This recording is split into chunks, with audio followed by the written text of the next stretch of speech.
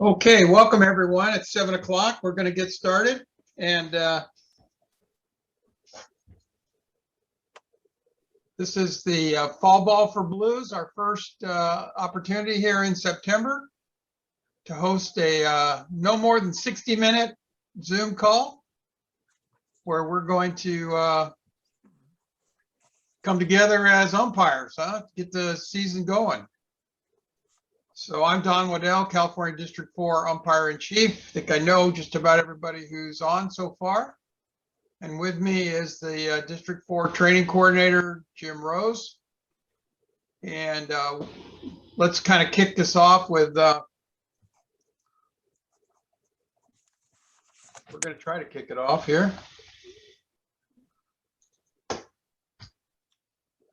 So what, few reminders for this. We're on Zoom, right? So we're recording.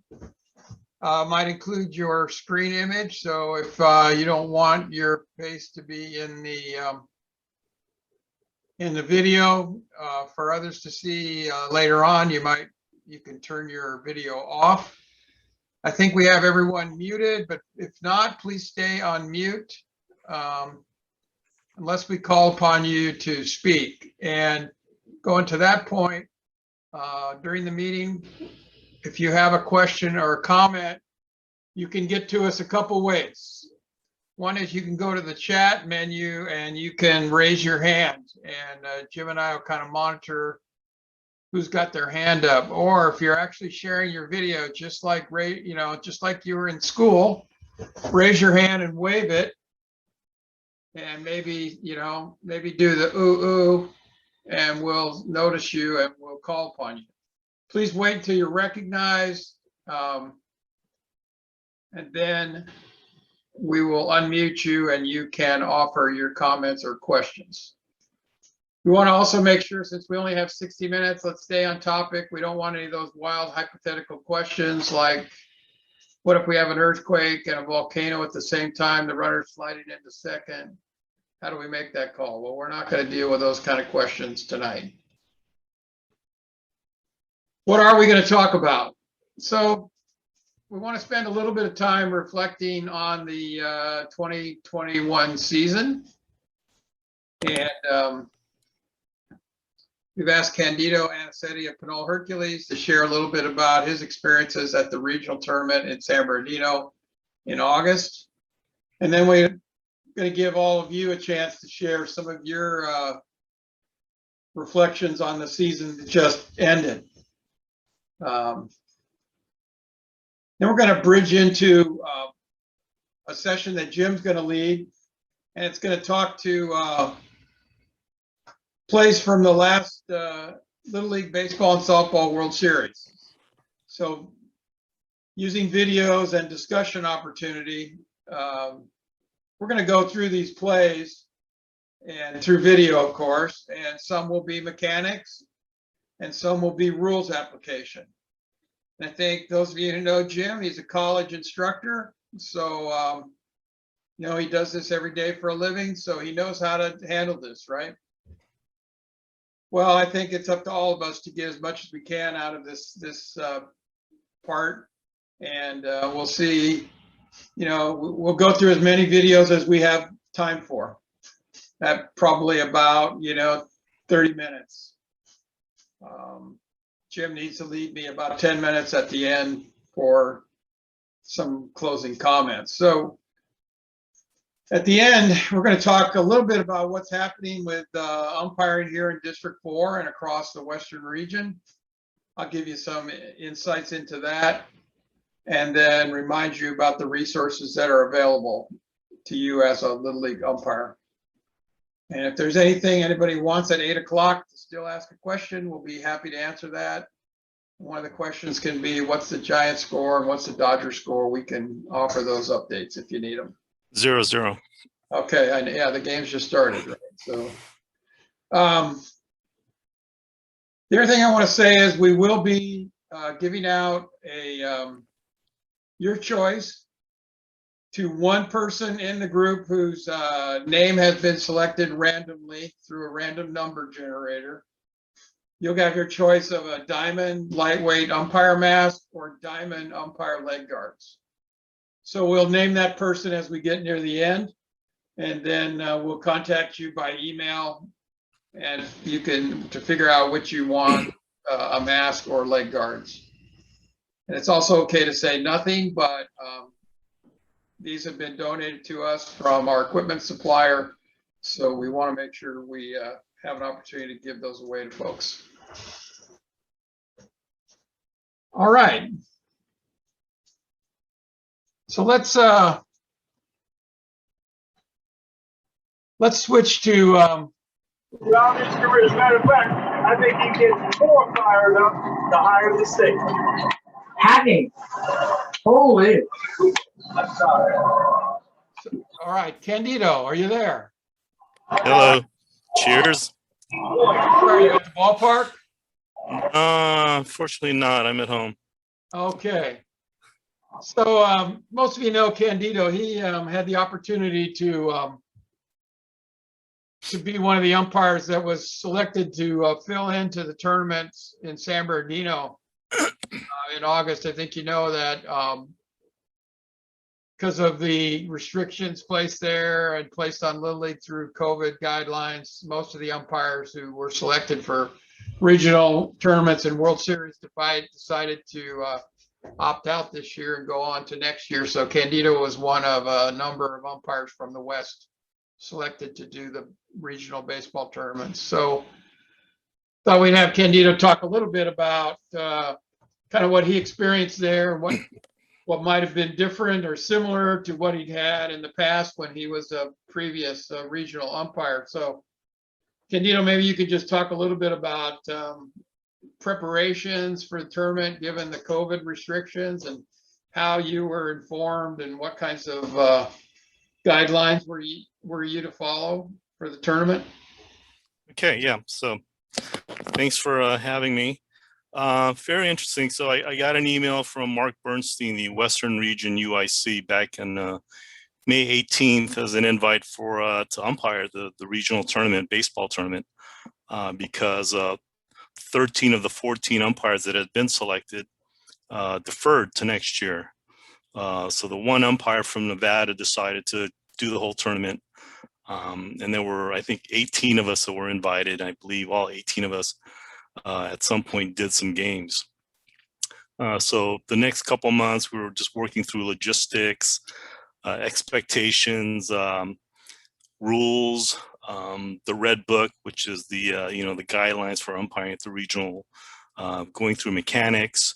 There was a 4-umpire mechanics that was a guide that was handed out by Tom Rawlings, and that was then updated by Mark Bernstein on what he wanted to do at the region instead of what, following what Little League had provided.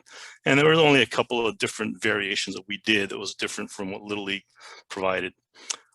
So then after that, it was just really just getting ready for the tournament, getting some games in, studying the rules, going through the rim, making sure I was prepared. But it was really exciting because I knew who the umpires were that were going to be umpiring with. They had already sent out the list of what the crews were going to be for those games and which games that we're going to be doing. So I was assigned to do the semifinals on Thursday and Friday, and the one of the finals games on Saturday, and it turned out to be the West final. So we knew that as a 4-man crew in those first 4 games in the semis, or two games on Thursday, 2 games on Friday, that I would have each of us would have 1 plate game, and then we'd probably do the bases on the final. But prior to that, so just getting all the logistics out of the way, normally during the regional tournament, all the umpires stay at the barracks. The umpires have their own barracks, where 14 umpires would be all together lumped up in one room, along with the players. The players have their own barracks if you're not familiar with the regional compound. So all the players were there at their barracks, isolated for the whole week. Their parents couldn't see them, none of their friends could see them. Same with us. So we were told that, and so we were given the privilege of staying at a hotel at the DoubleTree down in San Bernardino, and we were told that we couldn't have our partners with us, our wives and girlfriends, whatever, that we have to be isolated in the hotel ourselves, and we have to wear a mask pretty much everywhere we went on compound. We did have to wear a mask during the games and during bat inspection and all that. But for the most part, they weren't that strict. Once we're at the hotel, we're pretty much free to do whatever we want, hang out, go to the restaurants, whatever. But just be aware that be protected, be safe. Then during the games, we got there the day before, and we're supposed to get COVID tested the morning of our first game, and we're supposed to get our test results the next day, but we never really got our test results. I still don't know what my test results are because the testing was done by the same outfit that does MLB out in Utah. So to this day, I don't know what my test results were. So, and as far as the players, Alaska showed up. They were immediately quarantined and told to, well, you can't play because a bunch of you tested, a bunch of you weren't vaccinated. So that was tough luck for them. They had to be quarantined for a few days and then sent back home. Arizona was another team that had problems. A couple of their players weren't vaccinated, or a few of them, enough so that they didn't have a full team. So they played one game and then they basically got sent home. There was another issue with another team. I can't remember exactly what, but they were supposed to go home as well, but then they stayed and played. I don't remember the exact detail of what happened, but it was kind of strange. There's a lot of stuff going on in the background. Also during the tournament, regional tournament in other regions, there were also some other teams that were being eliminated because of COVID. So for the umpires, so we're known as a COVID crew. So I had the 4 games with the same 4 guys, same 3 guys: Jaime Perez, Gary Kaufman out of Nevada, and David Lewis out of SoCal. So preparing for the game, we had very extensive pre-games where we covered pretty much everything because, I've never having been worked with any of these guys. You really had to cover everything, especially with a 4-man rotation that we were putting out there, which was pretty fun. U2 was expected to go out. If U2 went out, then either U3 or U1 had to come in and cover.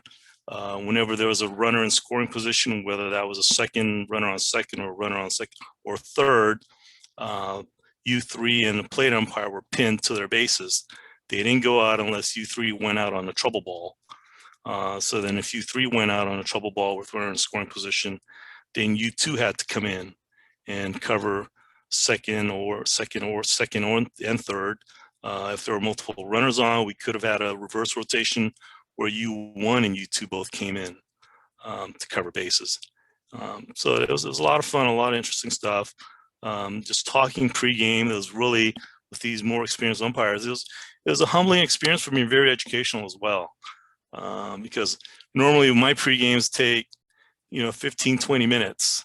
Ours took, sometimes 45 minutes, sometimes an hour, just to cover everything because, we were doing a Thursday and Friday game, so we'd already seen a lot of stuff that was going on in other tournaments, particularly some plays where I said, wow, how come didn't get that? Why did that play not get covered? Why? Maybe it was pre-gamed a certain way or not. So we had to cover those new situations. And so a lot of fun, very interesting. My game, my plate game, I had the Petaluma and SoCal. Very intense game. And coming into the game, we knew the Petaluma, the intensity that they carried, and particularly the third base coach.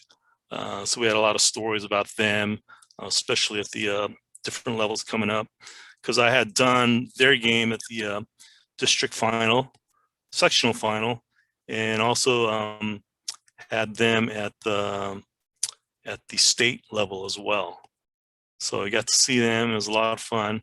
And, the game I did for them at the regional was very close. In fact, it was tied going into the 6th inning, and stuff, just sort of crazy things happened.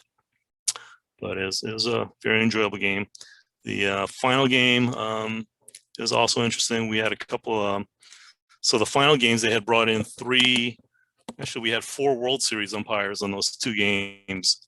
They'd already done World Series. Chris Rutz, Mike Doublak, Jaime Perez did those games with us. So that was also a lot of fun.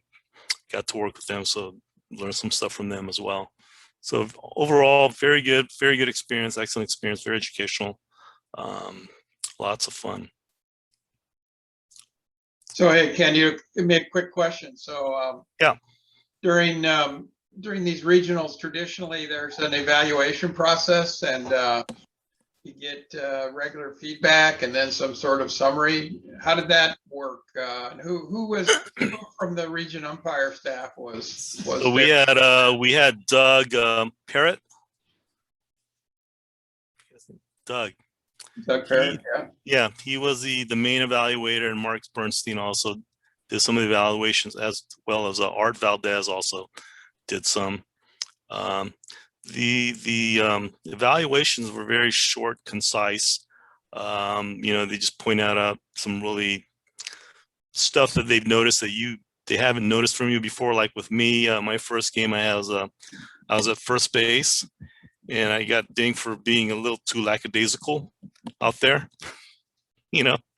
So they wanted, their expectations of the region is sharpness, crispness, hustling without the fake hustle.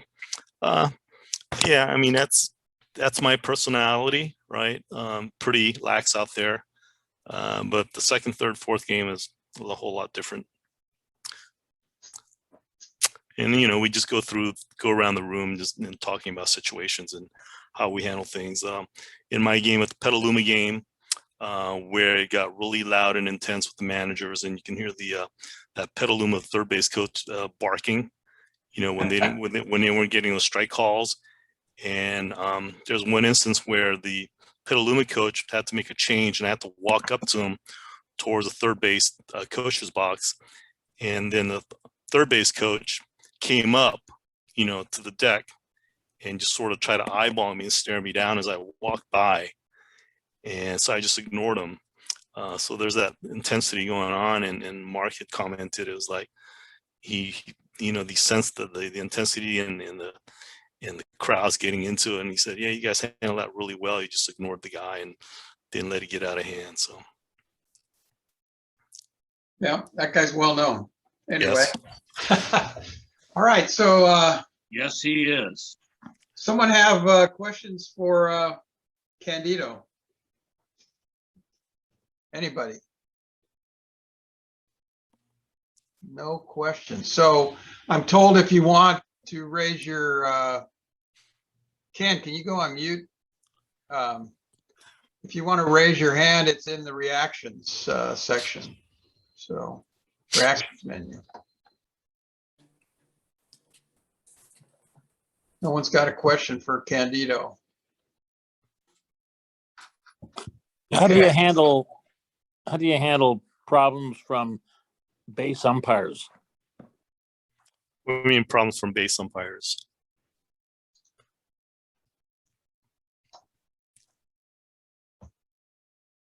Can you clarify that a little bit more?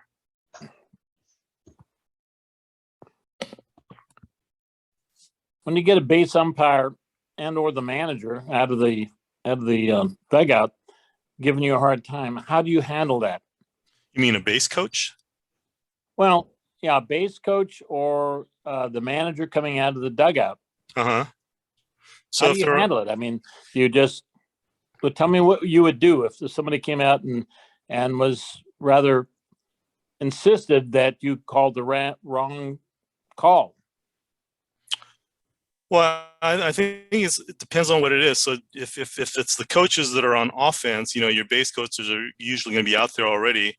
And at this level, they generally know that we're only going to talk to the manager, not the coaches, right? If the coaches start coming down from their coach's box, we'll usually put a hand up and say, stay in your box, stay there. We'll wait for the manager to come out. And generally what they'll do is call timeout. If they don't call timeout, then we'll have to put the hand up, and we're not going to be defensive. We're going to be approachable, but we'll call time and have them come out. and then we'll talk. And we'll hear him out, see what the manager has to say.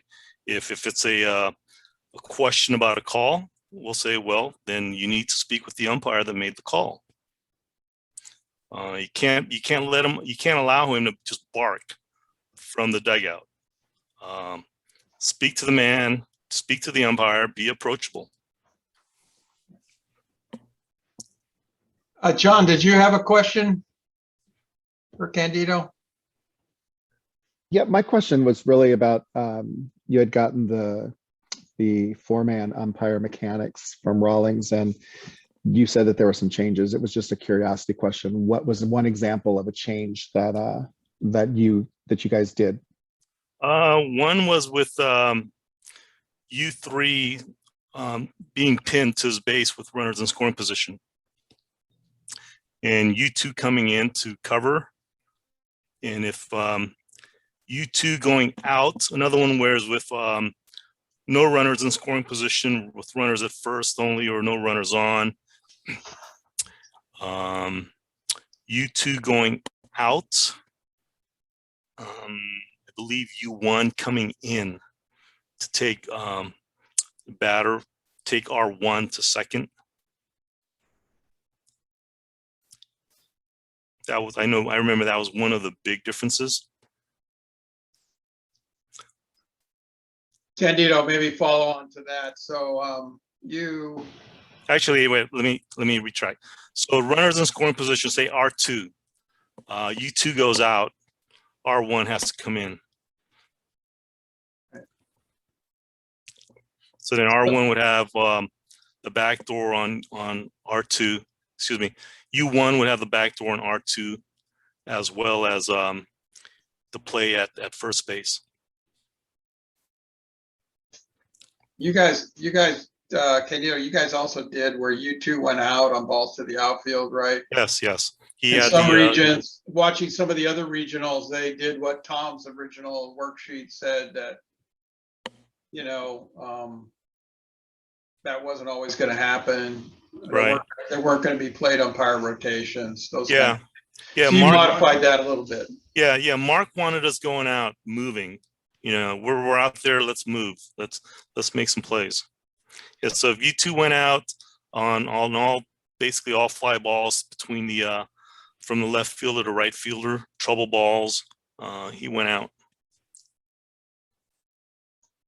So maybe one follow on to that is, how did you feel doing four umpires when you were there before as in your regular regional, there were six umpires and that's yes, such a big difference. A lot more fun, a lot more stuff going on.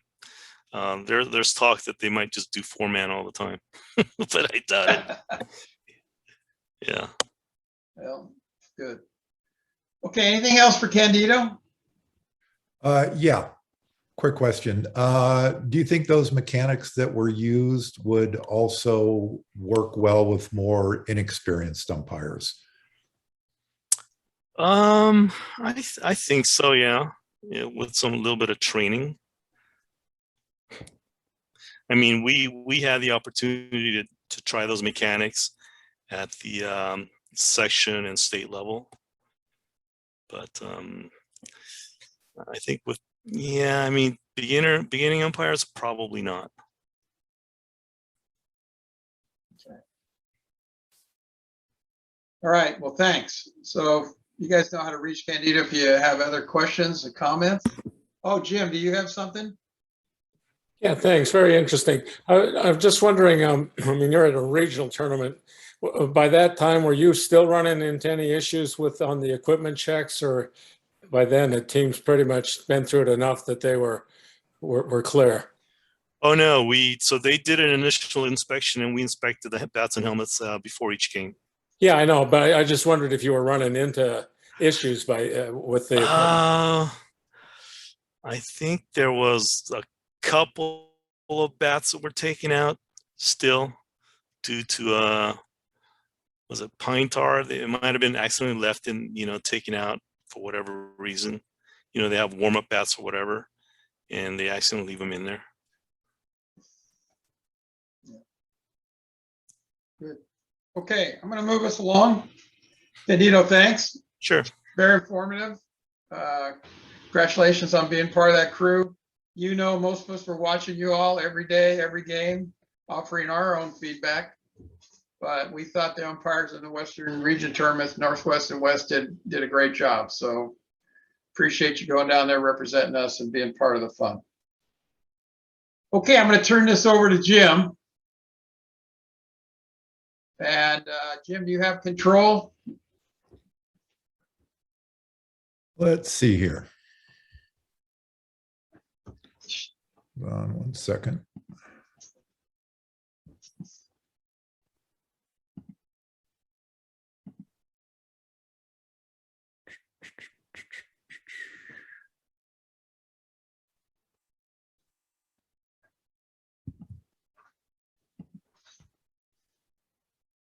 Okay, are you folks seeing a different screen?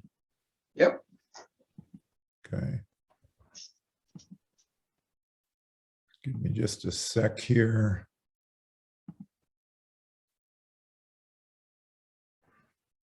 Okay. So what we're going to be doing here is we're going to be, collectively talking about some plays. I have some videos set up. They're fairly short. They sort of get it a play from different angles, or they repeat the play. And so what we're going to be getting at is things of umpire positioning, umpire mechanics, but also rules issues here. So I think we've got a fairly diverse group of folks here. So maybe some of this stuff for some folks might seem sort of basic, but we're also going to sort of go into depth on some of them.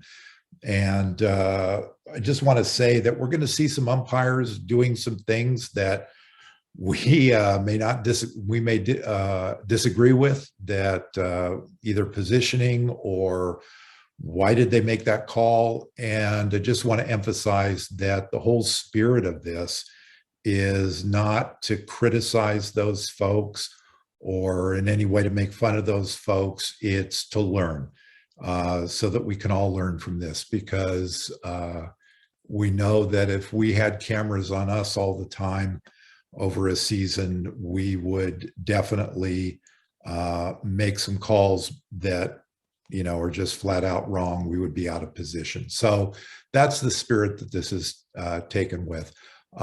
For those of you, just want to emphasize here a couple of things. We'll be talking a little bit about rules. Again, you should all have your rule books. It's it's on an app. How much does it cost? Not too much. I think under $5, and it's only a one-time purchase. So make sure that you have your rules app. And also, Don emphasizes a lot registering with the Umpire Registry. And when you go to that Umpire Registry and you sign in, you're going to see that over to the right-hand side, new 2021 Little League Rules Instruction Manual. So a couple times I'll be reading some things out of that. So please make sure that you also download that, and it's really good for understanding the rules. So this is what that front page of that rule instruction manual looks like. Okay, so let's jump into this, and hopefully you can see this well. And here's our first play. So we're just going to watch it through, and then I'll have some questions about it.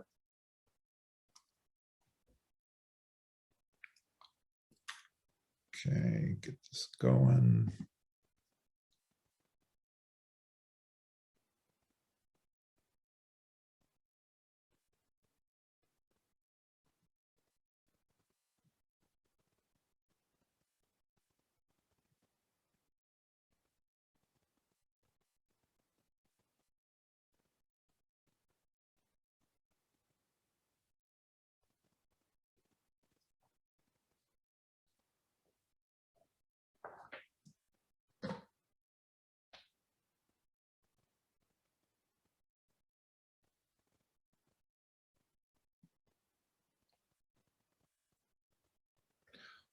Okay, so what do you think happened here? What was that umpire calling?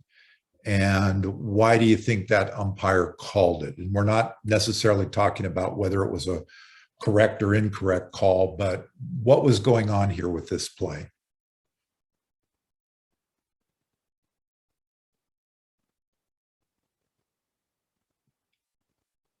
And anybody can contribute. I would say it looks like it's a call that there was obstruction of the runner Yeah. to first base.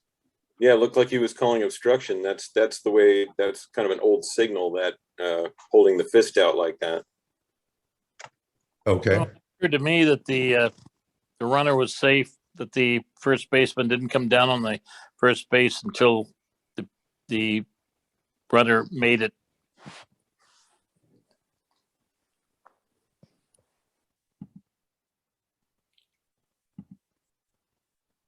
So let's just play that part of it right here. I mean, he already had control of the ball. First base already had control of the ball before the runner even got there. That should just be an out, I guess. Okay. But why then do you think the umpire called obstruction? And Ed, you're right. That is the kind of the old-fashioned call for obstruction. I don't know, maybe he was paying more attention to the runner than where the ball was. Okay. Others on this?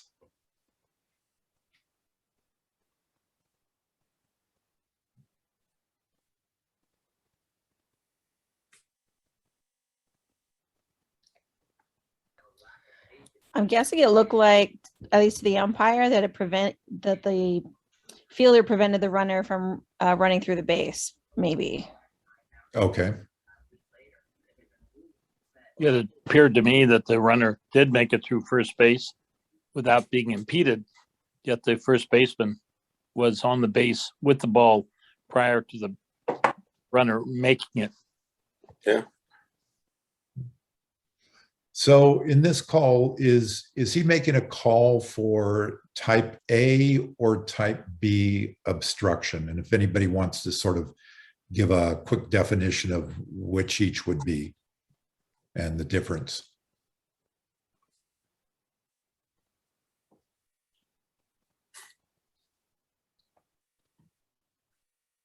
I think it would be type A. Okay. Maybe type A, since it's being played on. Yeah, type A is when the obstruction is being made on the runner that the play is being made on, and type B is when the play is not being made on the obstructed runner. Okay. And one type A, we are going to have an immediate dead ball.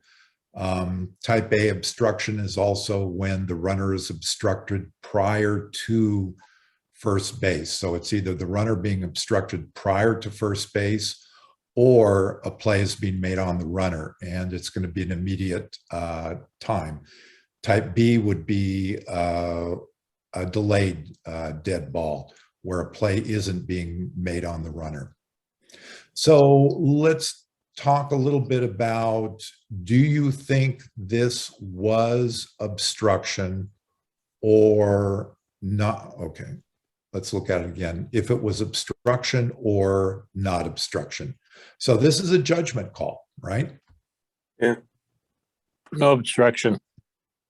On the replay, it looks like the ball was in his glove and his foot was on the bag before.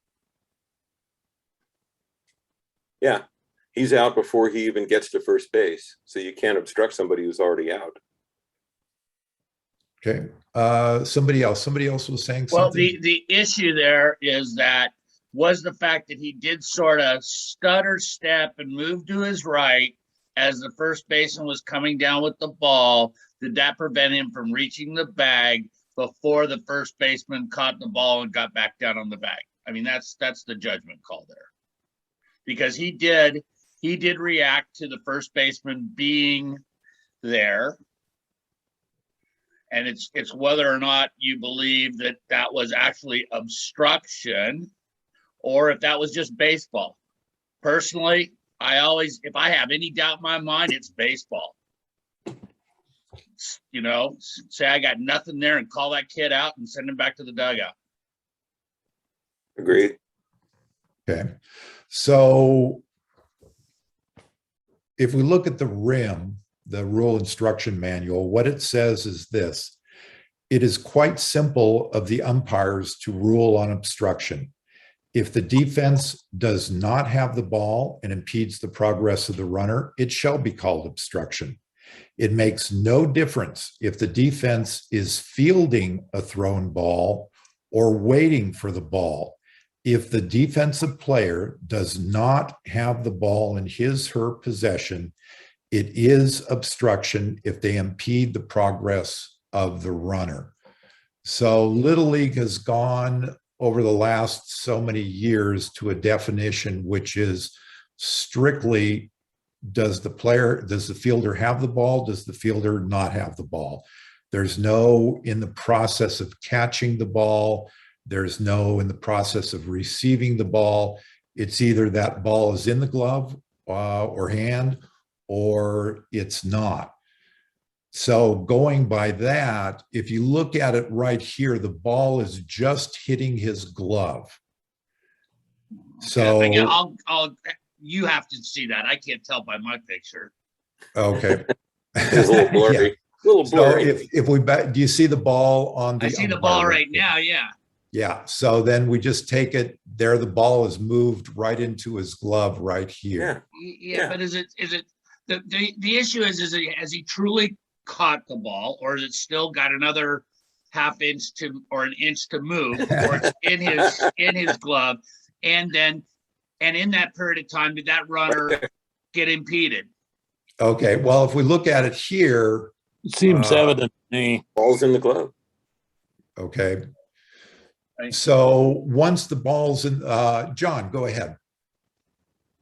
So I think just given reacting from the rim that you just read to me, again, we have the hindsight of seeing this over and over again, is that the player starts in a correct position of not impeding the base at all. The ball, in the act of catching the ball, it takes him, yes, over the base, but I have to agree with what's been said. He has possession of the ball at this point. He has the ability of being able to be in that position to make that out is the way I'm seeing it. Okay, so what you're saying is once he has possession of that ball, he has every right to block that baseline. He has every right to block that base. In that frame right there that you have up, that runner still has access to part of the base. He's not blocked off that base. Okay. So at this point, the player has. I agree with that. What's that? Just saying, I agree with that. He didn't block the base. Yeah.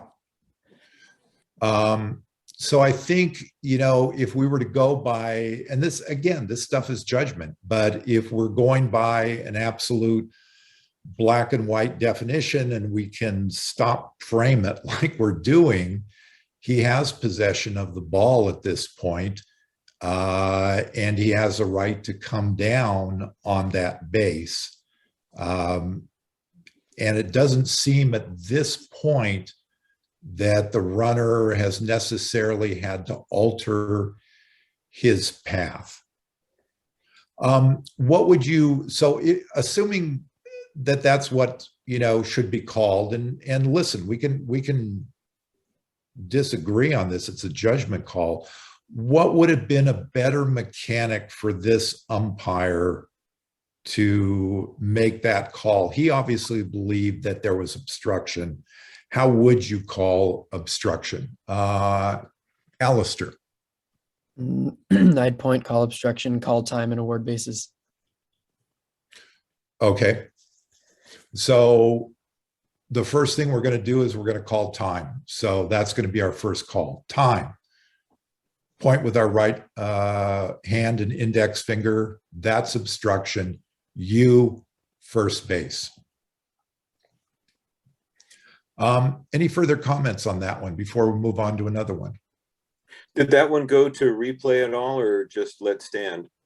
So this is not reviewable. Oh, so they just let it stand. Did he have to explain that to a manager? That I have no idea. Unfortunately, there's a number of these clips that I only have a small section of them. Okay. Some of them I do know what happened, but this one I don't know what happened. Okay. The game Jim, it'd What's be that? interesting, given that it seems like, I don't know, I won't say the majority, there's certainly a number of us, I'll put myself in that thought there really wasn't obstruction here. What's the mechanic from that standpoint, if that was the way you made that call? That there was not obstruction? Right. So okay, you have a question of whether there was obstruction or not, but you've decided in your judgment there wasn't obstruction, that it was just, baseball players playing baseball. So you had an out. So I think you call the out first, and then you give a safe sign saying, I got no obstruction. I would think if you do that, that's going to look like you made an initial call of out and then you changed your mind to a safe. Yeah, I mean, call. that's why I'm asking, what would the Yeah, mechanic be? Because you had a close call. Yeah. Usually you do something like, I got nothing. Other people can chime in here. Should it be just the umpire sees an out, makes the out call, and then just waits for a manager to come out and ask a question, or should they do something else? I like the ask the question option.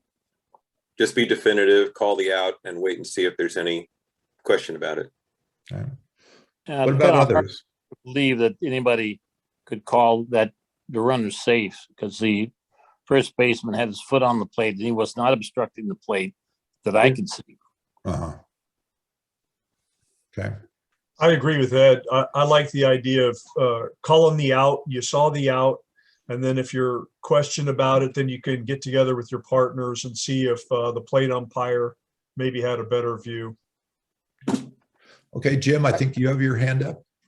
Yeah, I would say beyond calling it out, if you even mention obstruction or none, you're opening up a debate that shouldn't happen if you're really certain about your call. Isn't that what we're supposed to have, is certainty? Right? Amen, Jim. Amen. The more that you sell it, the more that you look like you're right. If you open up, well, it could have been, I flipped a coin in my head and I came up with none. Not good. Also, to add, Jim, as someone who played first in Little League and fielded wild throws like that all the time, the runner's doing his job. The first baseman is doing his job. I know it's black and white. It says it could be obstruction, but if they're both doing what they're supposed to be doing, in the spirit of the rule, there's nothing there, at least in my view. I can't penalize either one for doing what they're supposed to be doing. Yeah, I mean, one thing that Little League has tried to do and why it's gone to this more black and white, either there's possession of the ball or there's not a possession of the ball, is they're trying to get away from collisions. They're trying to get away from kind of the old style thinking of, oh, that's just a train wreck at first base. Now what we're trying to do is to assign sort of responsibility. Don? So Jim, as to, what might be an effective mechanic here, I guess I might offer to emphasize that you had the out call. So the fielder has come up off the base, right? And now we have fielder, runner, all reacquiring the base at the same time, or on or about the same time. So the umpire might take the opportunity to point at the base as to indicate that you saw the fielder's foot reacquire the base and make the out call and emphasize the out call, right? And then my advice would be to walk away and not get into. I actually watched this game. There were no questions by anybody after this call. Now that, now we can question why this umpire was in the tournament making this call, but this is the Mid-Atlantic, right? So wasn't Candido. Wasn't Candido. Be nice. Be nice. Yeah. Okay. Should we go on to the next one, Jim? Yeah, we will. And I just want to emphasize that when we do it, when we call obstruction, we simply point with our right arm and our right index finger, and we say that's obstruction. And that's the way It's done in the Western region. Okay, let's go on to this one. Again, we're going to stick with first base here.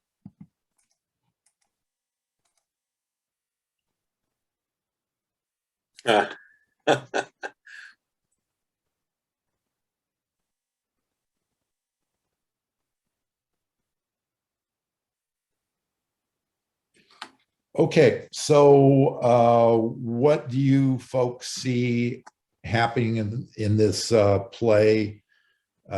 Should we have a call, a non-call? If there's a call, what call should it be? Alistair. Well, I see the first baseman getting possession of the ball, then the runner tripping over his foot. Also, the runner missed first base. And I think it's just an out call. I don't think there's any obstruction. That's my opinion. And yeah, the runner also missed first. So it's an out because he gets back, because the first baseman gets back to first with possession of the ball. So I think he's out at first. Okay. Don, you have your hand up?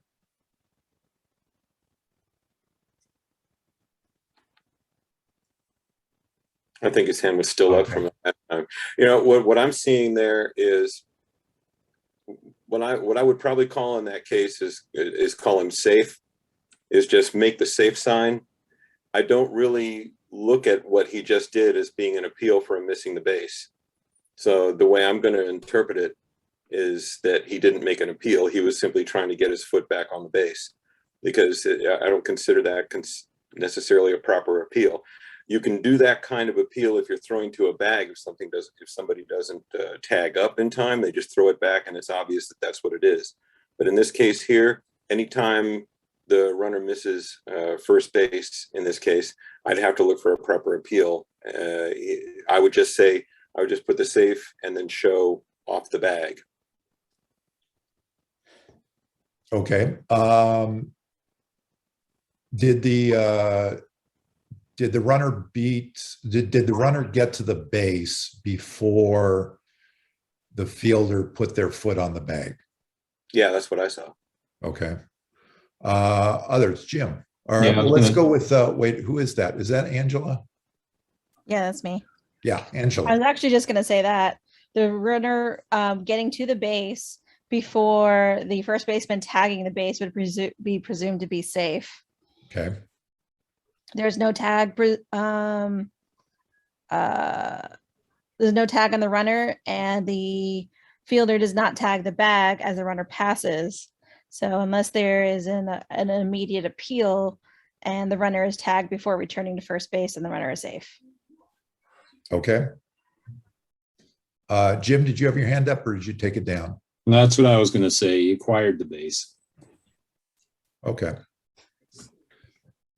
So here we have a case where the runner reaches the bag before the fielder touches the bag. So even despite the fact, and what Ed said, despite the fact that they didn't touch the bag, we still give a safe signal.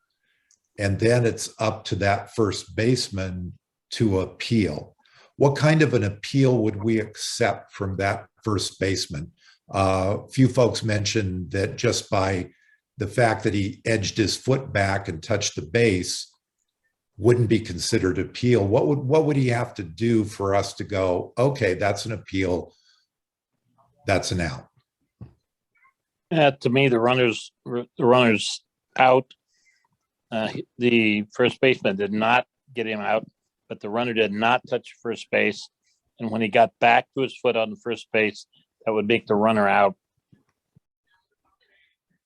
I would think that the first baseman would have to hold the ball in his hand with his foot on the base and say the runner missed first base. To me, that would be a proper appeal. Okay. And the other thing he would have to do is after the runner turned and came back, he could reach out and tag him as he reacquired and say he missed it. Okay. He doesn't have to say it. If he just tags him on the way back, he would obviously know. So he doesn't have to do a verbal there. But if he touched the bag and said he missed, then so those are the two ways I would say to appeal properly. Okay, so the two ways would be either goes to tag the runner, and then that's obviously saying, hey, he missed the base, or holding the ball up in the glove and saying he missed first base. Okay. And was this just sort of incidental contact that we see here? Maybe Yeah. 50-50. He might be just reaching for the bag with his foot. Let's give him the benefit of the doubt. Yeah, I mean, this looks like just sort of 2 feet colliding. And actually, if you sort of look at it, it's actually the runner runs into the foot of the fielder there. Yeah. Okay, does anybody go ahead? Run out. It's because he didn't touch the base and the first baseman touched the base after he caught the ball. That would make the runner out. You don't need an appeal. No. Wait, say it again. Just saying that the first baseman did not have his foot on the base when the runner cleared first base, but the runner did not touch first base. So when the first baseman touched first base, the runner was out. It would seem that way, but in actuality, if a runner is first to the base and doesn't touch the base, it does become an appeal play. And what we are supposed to do is give a safe sign, and then it's up to the defense, despite the fact that he's bringing his foot back here and touching it. We've already called that runner safe. So it actually, in this instance, there needs to be an appeal. I don't know. Maybe I don't understand the rules very well, or I'm too pragmatic. I have a problem calling somebody safe at first base that didn't touch the bag. It's in the rules instruction manual. Yeah, you know what? You're considered you know to what? We're acquire sitting. the base. No, we're sitting here asking how many angels we can put on the head of a pin. We're really taking and reading the literal words of the rule book as opposed to pragmatic. The kid knows he missed the bag. The first base coach knows he missed the bag. The manager in the dugout probably knows he missed the bag. Call the kid out and everybody's happy. You do it the way you do it right here, you get all kinds of crap going on and you waste time and the game gets extended. I don't know. So, hey, Ken, the problem with your logic is the rules don't say that. The rules say that a runner who acquires the base prior to the base tag being applied is safe. What's the definition of acquiring a base? Doesn't he have to step on it? It's passing the base with their body. He hadn't totally passed the base before that guy stepped on the bag. So I understand. Yeah, he did. He did. All right. Well, I like to be a little bit more pragmatic as opposed to just being so friggin' literal. Well, now let's give a very quick example. Okay, so say that there's been a hit there's a runner on first, and there's been a hit into the gap, and the runner from first, R1, misses second base on the way back. Nobody sees it, but on the cutoff throw, the second baseman on passing second just steps on the bag and then throws it. Is that That's a totally different situation, Ed. It is, and because I he agree with hasn't made a proper appeal. It's the same thing. The runner is assumed to have acquired. The situation you just put forward at second base is a completely different situation, which I understand. This is different for me. I'm gonna stop this one. We're gonna agree to disagree, and I think the answer is 1,000 angels on the head of a pin. 42. 42. Okay, so let's go on to the next one. Now this one is one that Jim, I think we're going to have to hold this one for the next session. Okay, fine. Kind of running out of our time. Great. We have plenty more to do, and we can keep doing these if folks want to keep doing this. Yeah. Okay, let me hand it back over to you, Dawn. I have it, Jim. You have it. Good job there.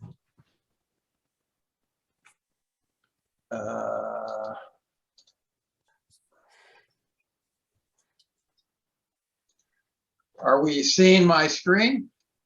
Yep. Okay, real quick here. I want to just kind of give you a heads up on where we are for the 2022 season. And this is what you all need to know as Little League volunteer umpires. 2022 could be the largest year for Little League baseball ever. Fall balls at record numbers. Parents are happy to have their kids playing outdoors. And here, at least in the Bay Area, right, COVID cases are declining. Perhaps we'll see increased vaccination levels of our younger players. So this means we're going to need more umpires. So those of you in your leagues, think about how are we going to recruit umpires? And then how are we going to train all these new umpires or those less experienced ones? So here in District 4, what are we going to do, right? We took a survey of our leagues and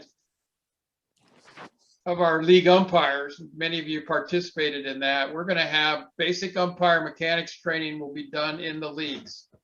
And our staff umpires will help leagues design and execute those. And leagues will hopefully combine since we don't have a lot of staff umpires. And in District 4, we're planning to run 2 district-wide clinics, one for advanced small diamond mechanics and one for junior umpires. And we'll consider some other mechanics if the demand is there. And then we hope to increase our mentoring program using our staff umpires. I want to talk, Jim kind of mentioned a bit about Umpire Resources. So here are the things that I'd like to leave you all with is Umpire Registry. Jim kind of showed you the Umpire Registry page. It sounds kind of like, why do I need to umpire? Why do I need to sign up for something out of Williamsport?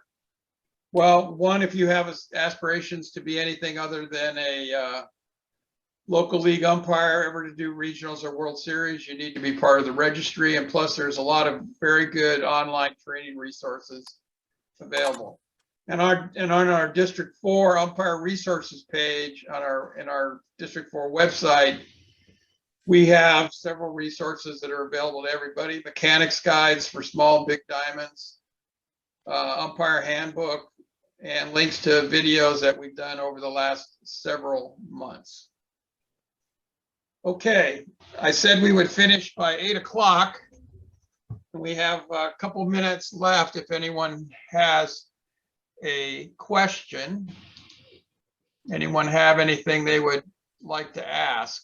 Yeah, I wouldn't mind if I could figure out how to get another Little League book. I mean, Little League instructions book or league rules.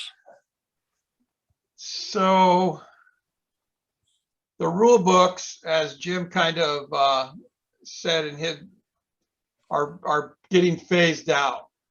And Little League really wants you to go to use the online rule book application, $1.99 for a lifetime subscription until they raise the price.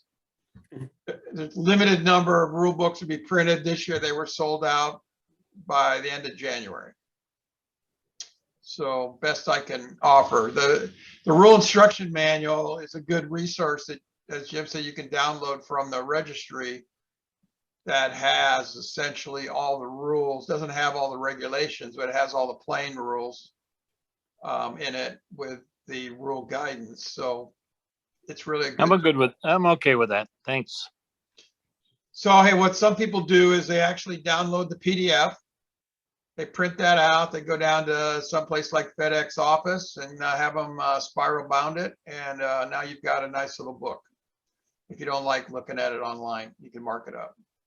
The good thing about the app, though, is that you can actually search. You can search the app for particular rules, and it'll take you right to it, all the applicable rules for whatever search parameter. Yeah, in the rulebook app, that's correct. It's searchable, plus there's example videos, and there's some extra information.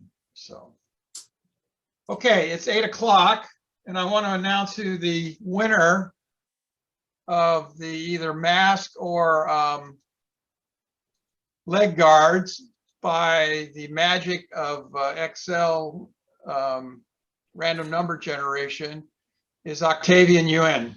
Octavian, are you there?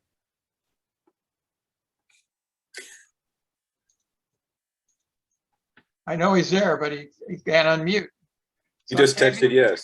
He texted yes. Octavian, I'm going to send you an email and you can tell me which you'd like, all right? Good. One of my junior umpires. Way to go, Octavian. There you go. There'll be a build in your account, Jim. Okay, so if you enjoyed tonight, and Jim's got a lot more videos that everyone will totally agree upon, huh, Jim?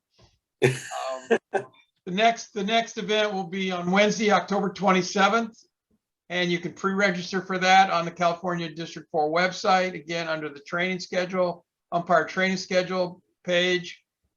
I encourage you to do that. Tell your friends and to join us. I hope you enjoyed this quick hour.